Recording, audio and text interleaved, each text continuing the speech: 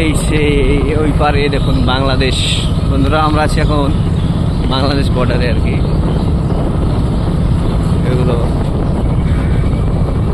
এখান থেকে ওই রাজশাহীর বিল্ডিং দেখা যাচ্ছে আর কি। দেখুন দেখেন বিল্ডিং ফাঁকাতে দিলে ধরা যায়।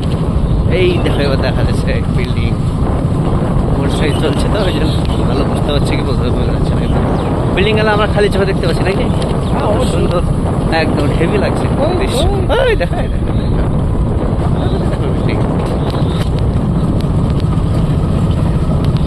এই তো একই মানুষ আমরা, কিন্তু ওখানে আমরা যেতে পারবো না, ওরা এখানে আসতো। এই জন্য কবি একটা স্বাধীনতার সময় কবিতা লিখেছিল না, মনে আছে কবিতাটা সাইবুল? না আছে, কিন্তু এখন মনে করতে পারছি না, গাড়ি চালাচ্ছি তো। ওই যে আমার কয়েক লাইন মনে আছে, বলবো? বলো।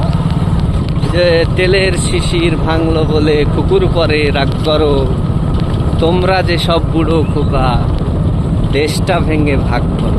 এরকম একটা কবিতা ছিল না? সেই কবিতাটা আজকে মনে পড়ে যাচ্ছে আর কি। ওই কবিতাটা মিস করছি আর কি। সত্যি সেদিন কবি খুব দুঃখে ও আফসোসের সঙ্গেই লিখেছিল। যাই বলো, যখন এদিকে আসি রে, আর যখন এপার থেকে আমরা ওই পারটা দেখতে পাই, আমাদের মনের মধ্যে কিরকম একটা অস্থিরতা দেখা যায়। হ্যাঁ, একটা আনচান সৃষ্টি হয় না? সৃষ্টি হয় যে কেন এরকম হলো আর কেন হলো। আমাদের থেকে মোটামুটি 2-4 কিলোমিটারের দূরত্ব হবে কিনা সন্দেহ আছে। কিন্তু আমাদের কোনো এখতিয়ার বা অধিকার নাই যে সেখানে আমরা একটু যাবো স্বাধীনভাবে খোলা মনে যাবো, তারাও আসবে বা ঘুরে আসবে। এটা সম্পূর্ণ ব্রিটিশরা করেছে না? তো দেশ ভাগের সময় সব হয়েছে, আইন তো মানতেই হবে।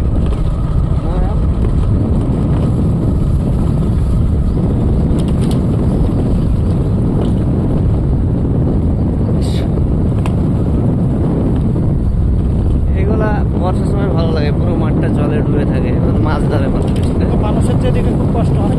হ্যাঁ, সে তো কষ্ট হয়ই। যে পাটগুলো আছে এখন, এই পাটের কি অবস্থা? এই পাটে একটাও পাবে না, পাট কাটতে হবে এখন। এই পাটগুলো হবে না অ্যাকচুয়ালি।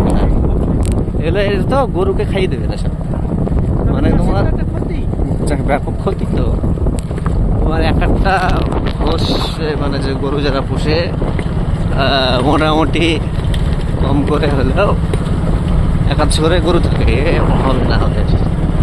সেই ওরা খাইয়ে দেবে গরুকে আরামসে, কোনো চিন্তাই নেই। তো যাই হোক, কি আর করবো, এরপর থেকে দেখে মনকে সান্ত্বনা দিই। ঠিক আছে বন্ধুরা, আজকে এই পর্যন্তই। আবার নেক্সট কোনো ভিডিও তো দেখা হবে। তাহলে ভালো থাকবেন, সুস্থ থাকবেন।